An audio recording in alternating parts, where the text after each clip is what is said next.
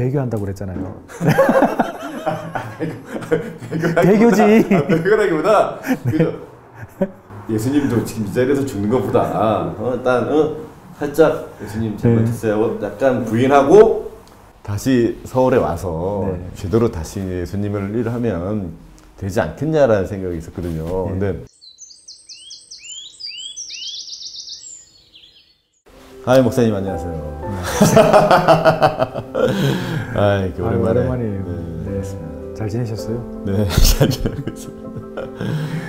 또 벌써 부활절이에요, 목사님. 올해 부활절은 좀 작년보다는 좀 뭐랄까 희망이 있는 것 같아요. 약간 코로나도 약간 좀 거리두기도 좀 완화되고 또 교회 예배도 좀 많이 살아난 것 같아서 예배가 부활되는 느낌이 좀 나는 그런 올해 같아요. 저도 동의합니다. 아무래도 이제 한 2년 넘게 진짜 깜깜한 터널을 지내왔잖아요. 한 3년 가까이, 그죠? 그러다 보니까 전부 다 사실 우울증 환자들도 많아지고요. 다들 어려운데 이제 좀 살아간다는 느낌이 드니까 이번 고난주간을 또 잘 보내면서 이제 진짜 영광스러운 부활에 동참하는 예년과는 다르게 진짜 이 땅에서도 부활하신 주님을 만남으로 인생의 주인이 바뀌는 그런 역사들이 일어나면 좋겠어요. 제가 얼마 전에 뭐 신앙이 완전치는 않으시지만 그래도 교회에 다니시는 분한테 좀 매일 좀 성경을 읽으면 좋겠다 말씀드렸더니 뭐 어디 읽으면 좋겠냐 그래서 제가 창세기부터 읽어라 그랬더니 창세기를 안 읽는다고 하더라고요. 그래서 왜 창세기를 안 읽으세요? 그랬더니 너무 신화 같다.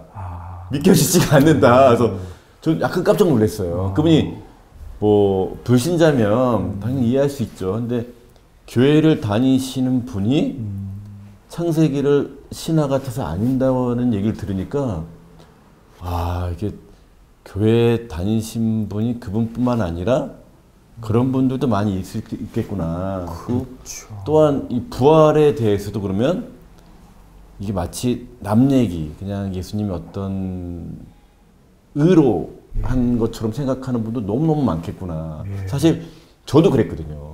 예수님의 부활에 대해서 그냥 머리로 그 예수님이 십자가에 못 박히고 3일 만에 부활하셨지가 끝이었지. 그게 마치 저를 위해서 십자가에 못 박혔다고 생각을 못 했거든요. 이게 정말 최근에 와서야 뭔가 제가 직접 가슴으로 느끼고 거기에 대해서 이게 너무 큰 은혜다라고 느꼈는데, 그러니까 신앙생활 20몇 년 한 이후에 그 정도 했음에도 불구하고 이 부활 사건이 저한테 와닿은 게 1년 전밖에 안 되거든요. 그렇죠. 실제가 안 됐던 거죠, 지금까지는. 정말 저 같은 사람이 너무 많지 않을까. 근데 목사님, 정말로 이제 저도 이제 뭐 부활에 대해서 이제 정말 이렇게 뭐 역사적인 뭐 증거도 있고 뭐 정황적 증거도 있고 그런 얘기 있잖아요. 그래서 뭐 유튜브에도 뭐 그런 얘기들이 좀 많이 나오고, 그리고 부활이 가짜다라고 연구하시는 뭐 박사님들이나 아니면 과학자분들이 오히려 연구하다가 이게 진짜구나. 오히려 정말 크리스찬이 되신 분들도 많이 있거든요. 근데 정말로 그냥 지금 영상을 보시는 분들 중에서도 정말 그게 정말 역사적인 증거가 있어? 정말 정황적인 증거가 있어? 라고 궁금해하시는 분들이 있을 것 같은데 목사님이 좀 아시면 좀 설명해 주시면 좋겠어요. 실은 그 부분은 굉장히 체계적이고 구체적으로 강의를 해드릴 필요가 있어요. 근데 제가 오늘 이 시간에는 집사님 저하고 우리 영화를 찍었잖아요. 이제 지금 말씀하신 궁금증 중에 하나는 좀 우리가 토의를 하고 싶어요. 그게 뭐냐면 정황적인 증거 중에서 예수님을 부인했던 제자들이 심지어는 완전히 저주까지 했지 않습니까? 그렇죠. 그랬던 제자들이 완전히 바뀌어가지고 이제 흩어지는데 그 이제 우리가 그 전성에 보게 되면은 뭐 기록이 제비복귀를 해가지고 흩어졌는데 도마 같은 경우는 제일 멀리까지 가고, 그죠? 저 첸나이 갔었잖아요. 맞아요. 우리 첸나이 갔었죠. 왜 그래 가고 왜 순교했을까? 이런 부분이 어쩌면 저는 그 어떤 증거보다 사람이 변한 거니까 제일 분명하지 않는가. 사실 저도 그렇고, 저도 과거에는 예수님을 몰랐을 때에 그 다른 인생을 살았죠. 근데 이제 예수님을 만난 이후에는 이제 제가 완전히 바뀐 그런 케이스거든요. 집사님은 어떠세요? 전과 후가 완전히 다르지 않습니까? 맞습니다. 그러니까 머리로만 알 때는 그냥 머리로만 안 거예요. 그래 뭐 들었던 얘기니까. 근데 진짜 최근에 와서야 이제 그 십자가 부활에 대해서 느낀 거는 아, 예수님이 십자가에 돌아가실 때 저의 죄를 위해 돌아가신 거잖아요. 근데 어떻게 보면 저도 죽었어야 되는 거죠. 네. 저도 죽고 같이 부활하실 때 정말로 새로운 사람으로 거듭나서 예수님과 같이 부활해야 되는 게 맞는데 그렇지 않았던 것 같아요. 네. 그냥 머리만 들었으니까 부활하셨지 하고 저는 그대로 그냥 저의 삶대로 제가 주인 돼가지고 네. 제 마음대로 막 살아왔는데 근데 그게 정말로 와닿으니까 아 이게 주인이 바뀌시니까 일단 제가 바뀌더라고요. 그렇죠. 제일 많이 바뀐 게 이렇게 술을 먹던 제가 술을 완전히 끊게 되고 네. 그리고 이제 예수님이 이런 상황이라면 어떻게 했을까? 그러니까 제가 주인 돼서 막 저 혼자 판단하고 결정하고 행동하는 게 아니라 이제 물어보게 되는 거죠. 예수님한테 맞아요. 예수님 어떻게 해야 될까요? 맞아요. 예수님을 찾게 되고 맞아요. 그리고 그분의 어떤 말씀에 순종하는 게 완전하진 않지만 지금 그렇게 좀 노력하고 살다 보니까 아 이게 진짜 예수님이 부활하신 게 저를 위해서 부활하셨구나. 예. 나도 그러면 정말로 저의 모든 것들을 십자가에 못 박고 예수님처럼 새로 부활했다. 그러니까 지금은 와닿아요. 네. 그러니까 이제 우리가 부활을 믿는다는 것은 죽음 이후에 우리가 예수님이 재림하실 때에 우리가 부활하죠. 그런데 그런 부활도 우리가 믿지만 하나님이 만드신 하늘과 땅, 바다, 산, 들, 이 땅에 우리가 살고 있잖아요. 근데 이곳에 우리가 살면서도 우리가 변화된 삶을 살아갈 수 있는 게 너무 중요한 부분이에요. 그러니까 예수님을 믿는다라는 것은 제자들처럼 널리 예수님이 하나님이시다는 것을 듣고 따라다니면서도 그분이 막상 돌아가시는 것을 보고 나서는 그 민낯이 다 드러나는 거죠. 왜냐하면 무엇인가 사람은 다른 의도를 가지고 예수님을 만나왔던 거예요. 제자들도 마찬가지로. 그런데 무엇인가 의도했던 나의 모든 모습들이 벌거벗겨지는 거죠. 그러니까 다 부인하고 도망가잖아요. 왜냐하면 기대치에서 부합되지 못한 그 한 사람을 보는 거예요. 근데 실은 그런 한 사람이 아니라 하나님이시죠. 그래서 예수님을 믿고 주인이 바뀐다는 사실은 예수님과 함께 산다는 이야기는 뭐냐면 내가 없는 거예요.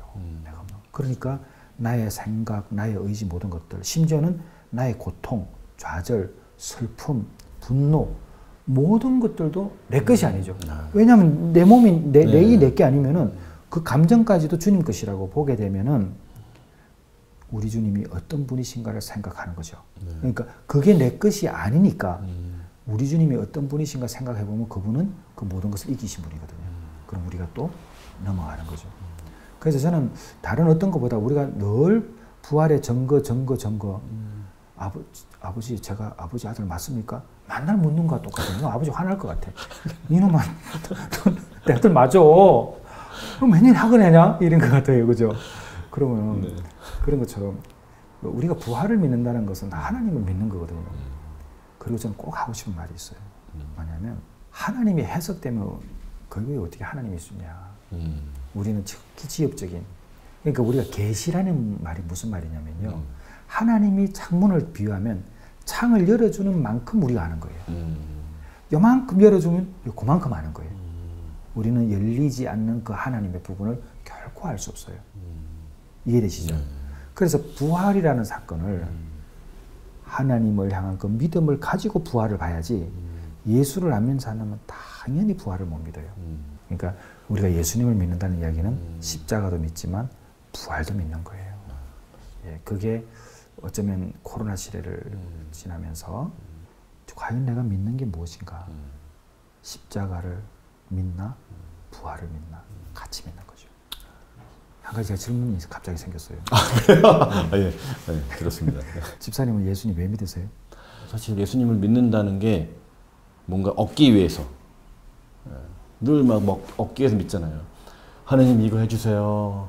하나님 저 드라마 들어가게 해주세요. 하나님 여기서 돋보이게 해주세요. 하나님 뭐 광고 주세요. 뭐 늘 이렇게 뭐 얻기 위해서 마치 선물을 갖고 계신 어떤 키다리 아저씨한테 저 주세요. 막 저 주세요. 저 이런 게 어떻게 믿음이었다면 지금은 그냥 더 더 믿게 해주세요.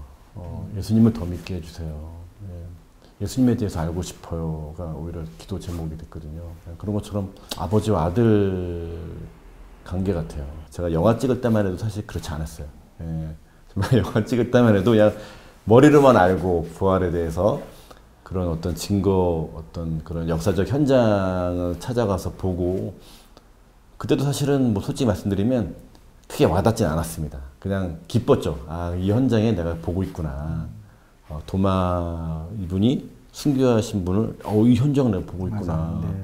바울이 순교한 현장을 와 내가 보고 있구나. 요거에 그냥 그쳤다면 지금은 좀 많이 달라진 것 같아요. 네.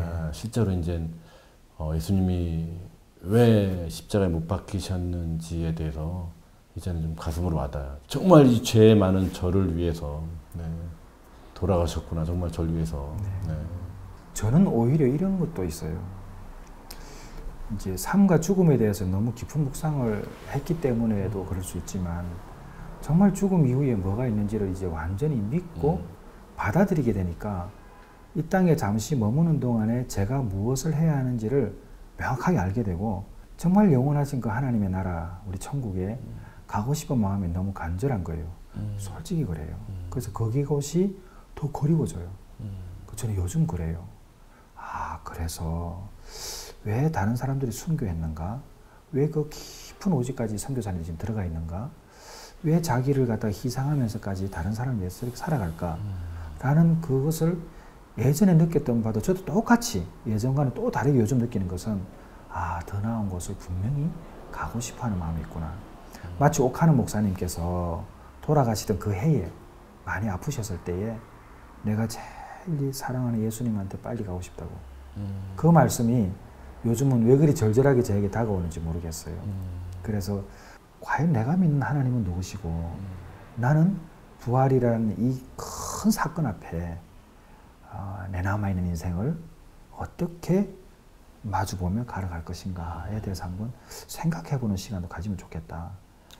그 예수님 따라다니면서 3년 동안 많은 이적을 보고 많은 것들을 봤잖아요. 정말로 말도 안 되는 이적들을 본 제자들도 예수님 돌아가실 때 다 부인하고 도망갔거든요. 맞습니다. 네, 그렇게 많은 걸 본 사람들조차도 예수님을 돌아갈 때 부인한 사람들이 이 갑자기 변했다는 건 정말 뭔가 큰 거가 왔기 때문에 갑자기 사람이 변하잖아요. 두 번 변하거든요. 변하는 게 뭐냐면은 하나님께서 은혜를 베풀어 주셨는데 그때는 기가 막히게 감동하다가 우리가 변해요. 잊어버려요. 그렇게 변하는 게 하나 있고 제자들이 변한 것은 어쩌면 예수님 없이 살아가려고 했는데 더 나쁜 길을 선택하잖아요. 그렇게 변한 것도 있죠. 그러니까 인간은 결국은 변하기는 하는데 제자들이 나중에 변화된 것은 우리가 이해 못한 변화예요. 첫 번째는 이해되는 변화죠. 살다 보면 잊어버리고 언제 그런 일이 있었나 이렇게 이해되는 건데 변하는 건 두 번째 변화는 도저히 이해할 수 없어요. 왜냐하면 다 죽어버렸잖아요. 그러니까요. 이게 부인하던 사람이 갑자기 순교까지 했다는 거는 이건 정말 완전 큰 변화잖아요. 집사님 우리 도마 만났죠. 네. 도마가 예수님의 못 잡는 손을 옆구리 봤죠 다. 도마는 그죠. 뭐 근데 제자들은 왜 믿을 수밖에 없었냐면 그냥 십자가에 달려있는 예수님을 봤을 때는 사람으로 볼 수 있죠. 그런데 부활하신 예수님의 십자가 그 구멍난 못자국을 통해서 십자가를 보니까 죽었던 분이 부활하셔가지고 못자국 그대로 가져와서 보여주신 거잖아요. 그 구멍을 통해서 십자가를 보니까 저분이 하나님이신 거예요. 부활하신 모습을 통해서 십자가를 본 거잖아요. 그렇죠. 하나님이 매달려 계신 거예요. 저걸 보니 옛날 게 다 생각이 안 나겠습니까? 그때 말씀하셨던 모든 것들이 생각이 난 거죠. 그 죽을 수밖에 없다. 저는 제가 변화된 거나 집사님이 변화된 거나 우리 모든 사람들이 변화된 이면에는 하나님을 인정했기 때문에 변화될 수밖에 없었다. 그렇게 판단합니다. 부활을 믿는 크리스찬들이라면 정말 제자들처럼 순교할 수 있느냐 있는 것 같아요. 목사님은 순교하실 수 있으시잖아요. 저요. 고민하시는 거세요? 아니에요. 그러나 인간적인 두려움은 커요. 근데 저는 아마 기쁘게 감당할 것 같아요. 왜냐하면 그때는 제 의지가 아니라 성령님께서 이미 모든 것을 통제하실 거기 때문에 그냥 담대하게 갈 것 같아요. 네. 저는 목사님과 처음 찍을 때 잊혀진 가방이라는 영화 찍을 때 그런 질문이 이현우 형이랑 왔다거든요. 네. 이해를 못했거든요. 순교하시는 분들에 대해서. 배교한다고 그랬잖아요. 배교지. 배교라기보다 예수님도 지금 이 자리에서 죽는 것보다 일단 살짝 예수님 잘못했어요. 약간 부인하고 다시 서울에 와서 네. 제대로 다시 예수님을 일하면 되지 않겠냐라는 생각이 있었거든요. 근데 지금은 좀 달라요. 정말 최근에 와서야 기도할 때 제가 그런 기도를 했어요. 순교하게 해주세요. 네, 예수님 제가 순교하겠습니다. 저를 순교하게 해주세요 라고 했거든요. 네. 집사람 찬성이신가요? 저 먼저. 맞죠? 예, 이게 정말로 이게 정말 부활을 정말로 이게 내가 믿는 예수님이 부활하셨다는 걸 믿는다면 이게 정말 순교할 수 있느냐?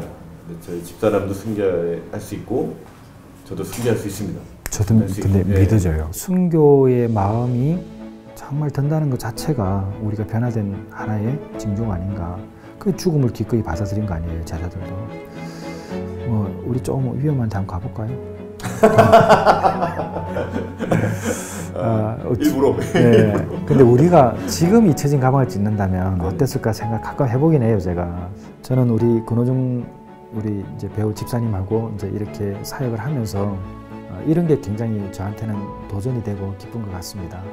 이번에 부활절 맞이해서 역사적인 증거, 정황적인 증거를 다 떠나서 내가 변화된 것이 부활의 증거가 되는 그런 감정들이 넘치는 그런 부활절이 되면 좋겠습니다. 우리 집사님도 한 말씀 하시죠. 저처럼 부활에 대해서 이렇게 머리로만 느끼시는 분이 있다면 부활절이 맞잖아요. 한번 좀 더 깊게 생각해 볼 수 있는 어떤 그런 시간이 되었으면 좋겠습니다. 네, 꼭 변화되셨으면 좋겠습니다. 네. 오늘 또 부활에 대한 의미를 우리 권호중 집사님과 함께 나누었습니다. 정말 우리 예수님 잘 믿고 사도행전 1장 22절처럼 사도들처럼 초대교회 성도들처럼 부활의 증인으로 살아가는 저희들의 남은 인생이 되기를 간절히 소망합니다. 예, 그럼 우리는 부활의 증인! 감사합니다.